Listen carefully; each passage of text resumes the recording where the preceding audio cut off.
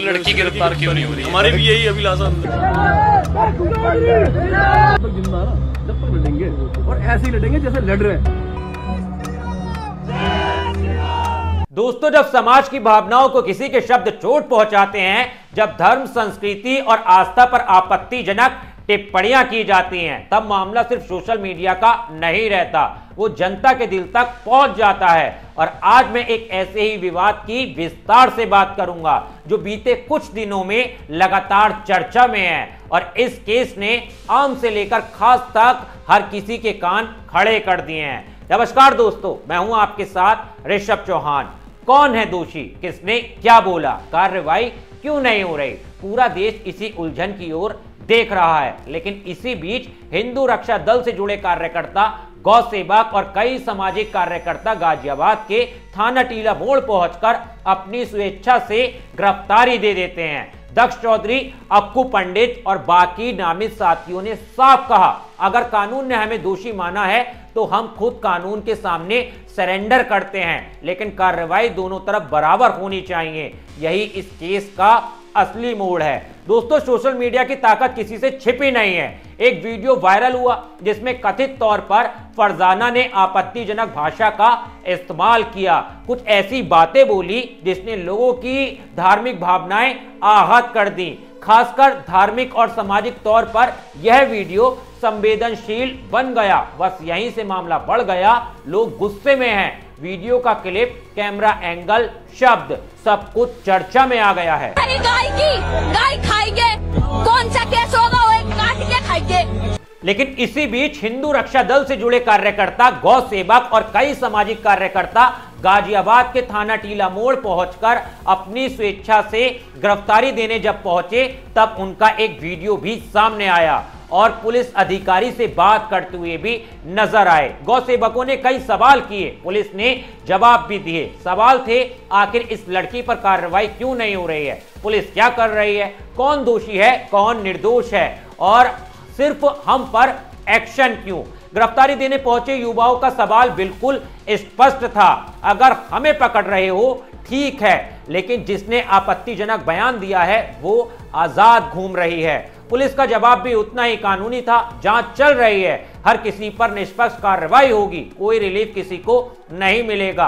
Police ने यह भी साफ किया है कि नाबालिग को कानून अलग तरीके से डील करती है। लड़की के परिवार को लेकर भी सवाल किया गया। कई लोगों ने सवाल पूछा, अगर वो नाबालिग है तो घर में कोई तो बालिग होगा, माँ बाप। पुलिस का जवाब साफ था, पिता जीवित नहीं है, परिवार में मौजूद मां है, यानी कानूनी गार्डियन मां है। लेकिन तभी एक और बात सामने आई, वही लोग कहते हैं कि लड़की पहले भी 2 शादियां कर चुकी है, तलाक ले चुकी है। अगर ऐसा है तो नाबालिग की थ्योरी कैसे सही हुई है। और रिपोर्टर जब लड़की के घर के पास पहुंचे हैं तो वहां के कई लोगों ने भी इस बात का जिक्र किया है कि लड़की की शादी हो चुकी है।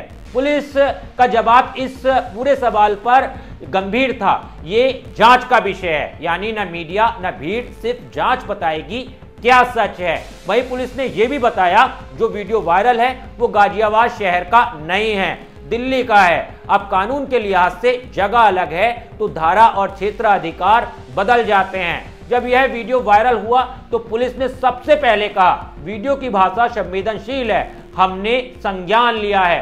पुलिस के मुताबिक लड़की के शैक्षिक दस्तावेज के आधार पर उसे नाबालिग पाया गया है। जांच जारी है, हर बिंदु पर तहकीकात की जाएगी।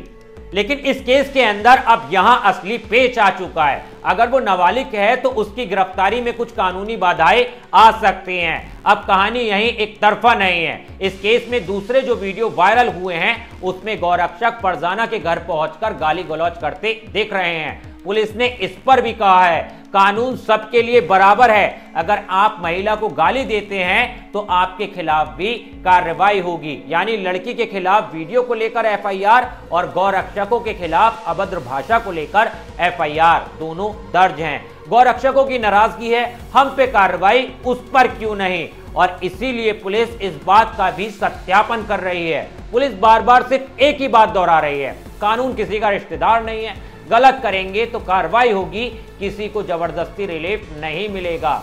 और एक और बड़ी बात, आप अपनी इच्छा से आकर गिरफ्तारी दे रहे हैं, यह कानून का सम्मान है। अब आप ये भी समझ लीजिए कि इस केस में आगे क्या हो सकता है। मेडिकल दस्तावेज से फरजाना की उम्र की पुष्टि, वीडियो की लोकेशन सत्यापित, किस धारा में दोषी साबित होता है, यह पुलिस की रिपोर्ट तय करेगी। केस अदालत जाएगा, कोर्ट निर्णय देगा। यानी परिणाम अभी दूर नहीं, लेकिन तत्काल भी नहीं। अब सबसे बड़ा सवाल यही खड़ा होता है, अगर यह लड़की सचमुच नाबालिग है तो यह भी जांच का विषय होना चाहिए कि इतने बुरे, गंदे और अपमानजनक शब्द उसे कहां से आए या किसी ने उसके दिमाग में भरे। क्या इसके पीछे कोई संगठित गिरोह है या सोशल मीडिया का नफरती गैंग काम कर रहा है? क्योंकि यह उम्र मासूमियत सीखने की होती है, ना कि राजनीतिक नफरत फैलाने की। क्या युवाओं, बच्चों और किशोरों को सीएम योगी के खिलाफ, हिंदू धर्म के खिलाफ धीरे धीरे भड़काने की साजिश चल रही है? सोचिए, अगर नाबालिग को इस तरह इस्तेमाल किया जा सकता है तो आने वाले समय में सोशल मीडिया का जहर कितना खतरनाक हो सकता है। लेकिन जब किसी की आस्था, धर्म या धार्मिक भावनाओं पर लगातार वार किया जाए तब कानून सख्त होना ही पड़ेगा। समाज के संतुलन के लिए जरूरी है। हिंदू धर्म सहनशीलता सिखाता है, पर इसका मतलब यह नहीं है कि कोई भी धर्म, नेता या संस्कृति को गाली देकर खुद को आजाद समझ ले। आजादी का मतलब संविधान तोड़ने की आजादी नहीं है। इस पूरे मामले से दो बातें साफ हैं। सोशल मीडिया पर गलत भाषा का इस्तेमाल नाबालिग को जेल भी पहुंचा सकता है। किसी भी सरकार, धर्म या संस्कृति को गाली देकर वायरल होना कानूनी अपराध है। अब पुलिस की जांच बताएगी कि क्या ये लड़की अकेली थी या इस वीडियो के पीछे किसी की बड़ी साजिश की परछाई है। लड़की बालिग है या फिर नाबालिग है? दोस्तों, आप इस घटना को कैसे देखते हैं? क्या नाबालिग होने का मतलब मुक्ति होना चाहिए या इस तरह के मामले में कड़ी कार्रवाई होनी चाहिए? कमेंट में अपनी राय जरूर रखना दोस्तों। और हाँ, अगर वीडियो पसंद आई हो तो वीडियो को लाइक करना, मेरे चैनल को सब्सक्राइब करना। मिलता हूं आपसे किसी और वीडियो में। जय हिंद।